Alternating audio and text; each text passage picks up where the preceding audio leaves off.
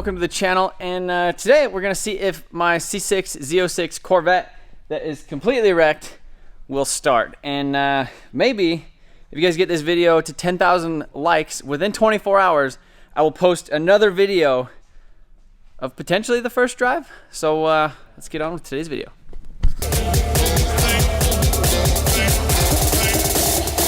We make the streams louder.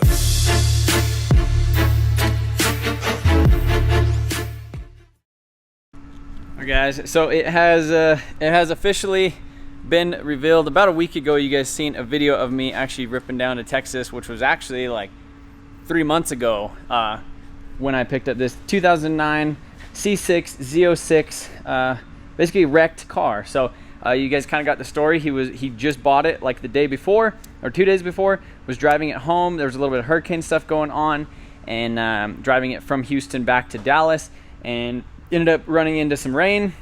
The rear tires on this thing are really bald, and I guess he got next to a semi, ended up going through the guardrail, and you know, the rest is history. So as far as I know, engine, transmission, all that stuff and everything is good.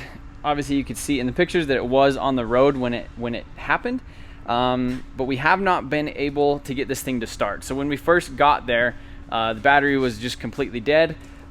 We basically had to go over it and just try to jump start. Well, we put a little jump box on it just so we could like get it to move and stuff, to like turn the ignition on and stuff. But other than that, we really haven't messed with it. It's basically been sitting at the shop, not really doing much of anything other than sitting under the cover. And then a lot of you guys in the background have been asking kind of what it is, and a lot of people guessed. I actually kind of leaked it a little bit ago. I made a post on my Instagram looking for somebody parting out a C6 Z06 or something like that in the Dallas area, and that's actually when I went to go get it. I was just trying to see if I could scoop some parts at the same time. Wasn't able to find anything, but we're back here today, and now what is it? It's like 2 weeks until Drift Week.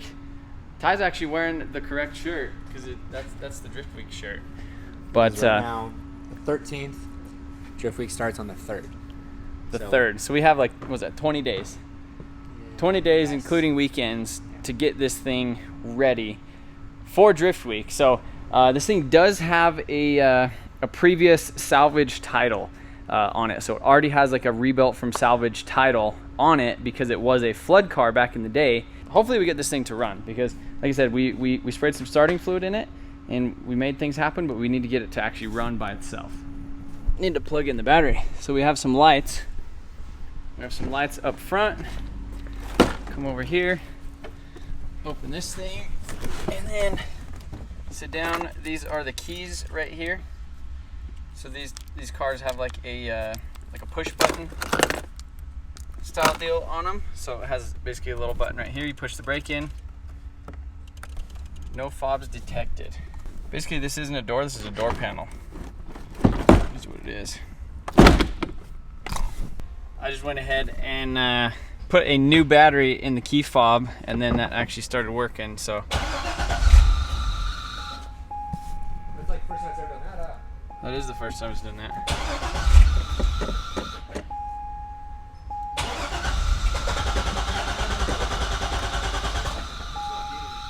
It's actually never done that before. Never, yeah. It wouldn't even like fire. Now it fired. Now it gave itself a little vroom.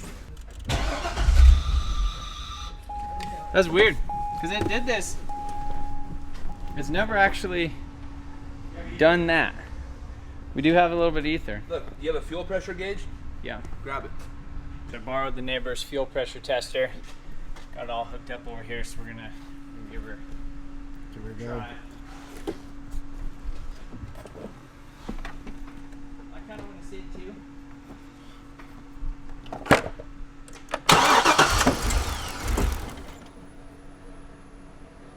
None. That makes sense.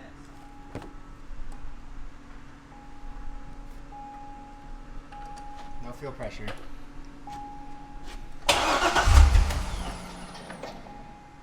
Even when you like prime it, it doesn't do anything. I'm one hand in it. Alright, see if, yeah, try and prime it.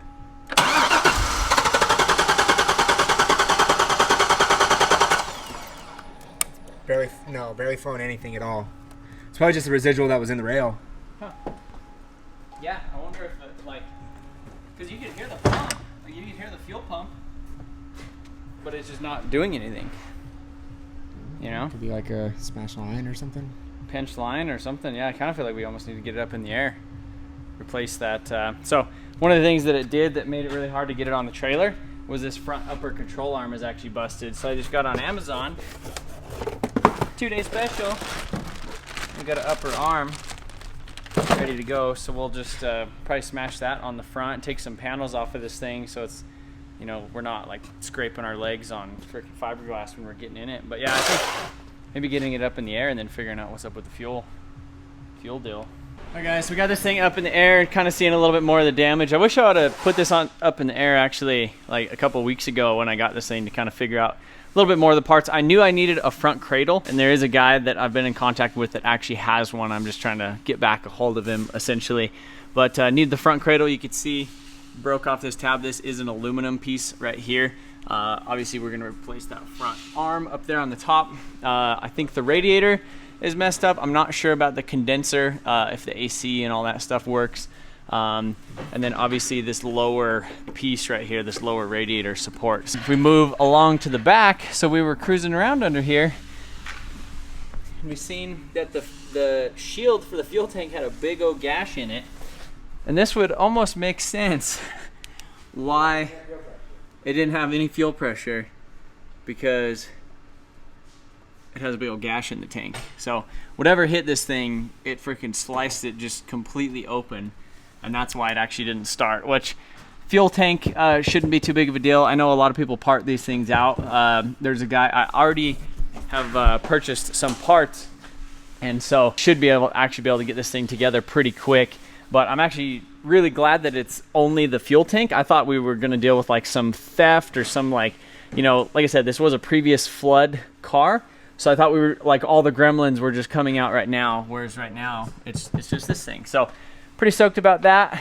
It's interesting how these Corvettes are, since it has the transmission in the back, it has the torque tube that is up in the front. So you can see it has a clutch right here, but then it basically just has a drive shaft that goes all the way to the back. The actual transmission is back here, and then that connects to the differential, and then goes to the rear axles. The front knuckle and the rear knuckle are actually the same piece.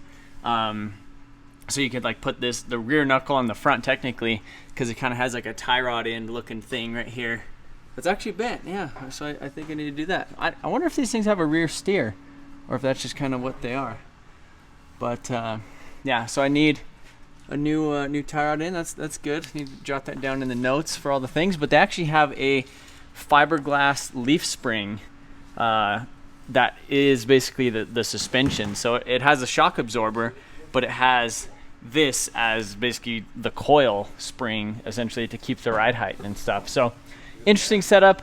Again, these Corvettes were designed around just like keeping the weight super light. Aluminum frame, aluminum everything else.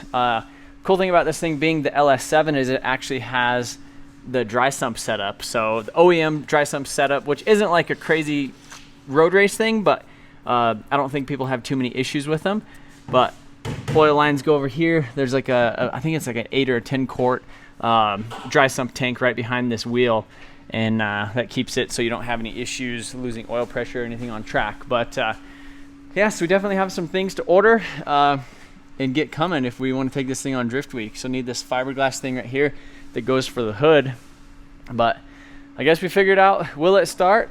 Yes on starting fluid, and no by itself. Yeah.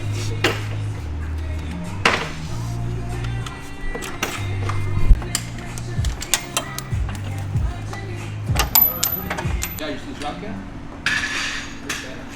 He's literally, we heard some stuff over there on the shelf. I ended up finding a C6 left side fuel tank on Facebook. So I found this fuel tank for this guy. So it wouldn't really be like a will it start video if we actually didn't get it started. And I mean, I guess I could have stopped it, you know, when it just kind of puffed a little bit. But now the goal is we're gonna put the fuel tank in it and actually start this thing, and then it should run, which is really exciting. So I'm gonna go ahead and get this thing unmasked because we're painting the van. But yeah, got lots of stuff to do to this thing, but I want to make sure she runs good before we dive into anything else. So I'm gonna throw the fuel tank in it, which is not a fun thing. I think it calls for like 12 hours to like service a fuel pump in this. Did you even film any of this? No. Okay. Well, I filmed when we started, but then we just started getting mad. So the fuel tank in these things is probably about the worst. I mean, it's probably not the worst, but it's probably one of the worst ones to do. So there's like this weird like connection tube that's like an accordion. It looks like a flex tube on like a stainless exhaust or something. It's like an accordion, and it has these two lines that plug into each other that go into the fuel tank, and it's way up here. And you got like the exhaust, and then you have like the sharp transmission. So like my whole arm, I feel like, is just all like boogered up from it. Then we had to get Sean, and him twice the size. Got her. His arm was twice the size, but we needed his. The fuel pump that came out of here was cracked a little bit, but it was the only fuel pump that we had. So zip tied it back together, got it all back in there, and about 6 hours later, we should be okay. So I'm gonna go ahead and throw some fuel in it and see if she starts.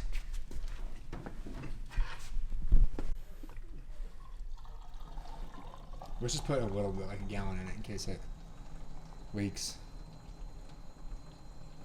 Bad idea. I just want to hear it run. Yeah. I'm pretty pumped. I mean, it's been sitting in the shop for what, 2.5 months now? Just kind of, we haven't even heard it. No. Heard it turn over, and that's it. It went. Barked at us. Bark. Let's give her a test, bud. Give her a cycle.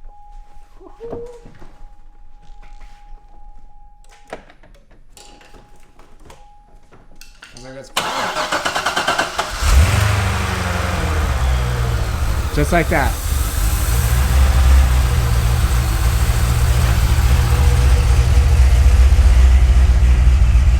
She runs. It has a low tire pressure. Low tire pressure. Oh, okay.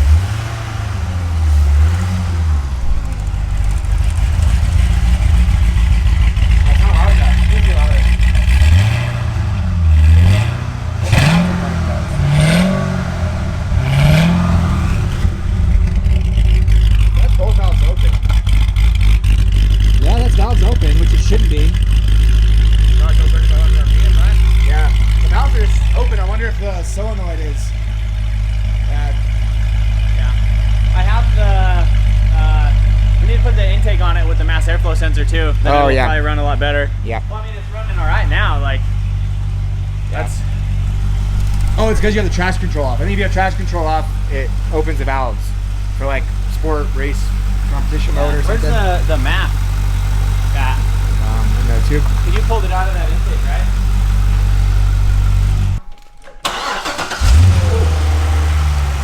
Spring chicken.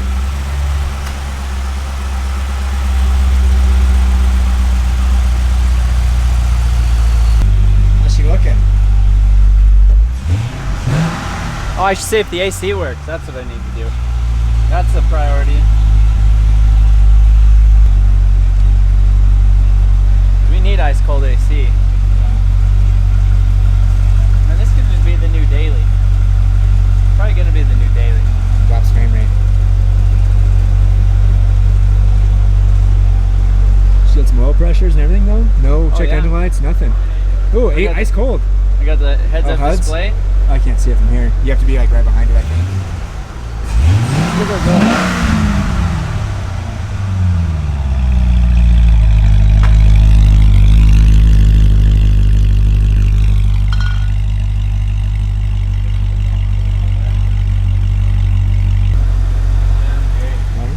Good to go, boys.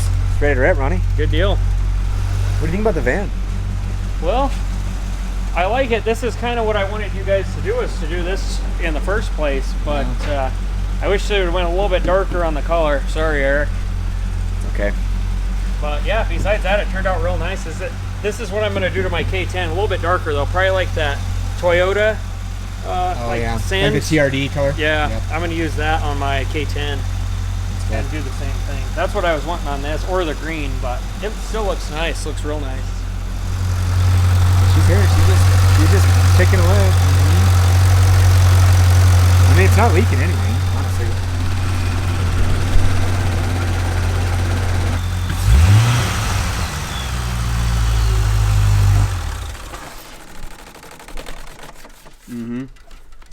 Fan? Cooling fan, yeah.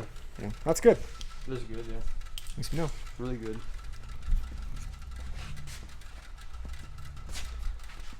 How do you feel, Trev? Feel better about your purchase now? I feel. Brand new good. man. I'm pretty stoked. Alright guys, so we got a fresh OEM Z06 intake manifold on here. Go ahead, pop this custom door. Hop in here, clutch in. There we go, boys. Chevrolet.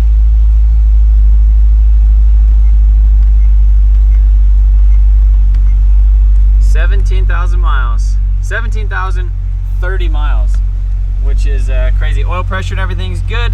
Coolant is coming up to temp. AC is ice cold in this thing. So yeah, we should be good as far as running wise. I'm glad we were able to get that fuel pump and or I guess the fuel tank in such short notice, and then obviously make my my fuel pump work in there. So yeah, if you guys are stoked about the C6 content, be sure to leave a like. We basically have to have this thing done. What is today? The 19th. Drift Week starts the 3rd of November, and we actually have to drive to the first place where it actually starts, which I think is a little over 10 hours away. So got a lot of things to figure out with this thing in the next coming days, coming weeks, you know, as far as paint, bodywork, all the body panels, all that type of stuff. But stoked that we got it actually running. It's just crazy. This thing's been sitting around the shop for 2.5 months, and I didn't even know if it technically ran yet. I had no clue that, you know, the fuel pump or the fuel tank had that big old gash in it.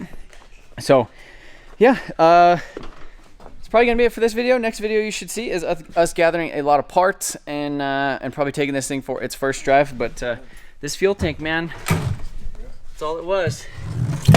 Big old gash in the fuel tank. So yeah, appreciate you guys watching, and see you guys in the next one. Again, don't forget to hit that that like button. 10,000 likes with this video in 24 hours, and I will post the first drive video of this thing. So, you better hurry up.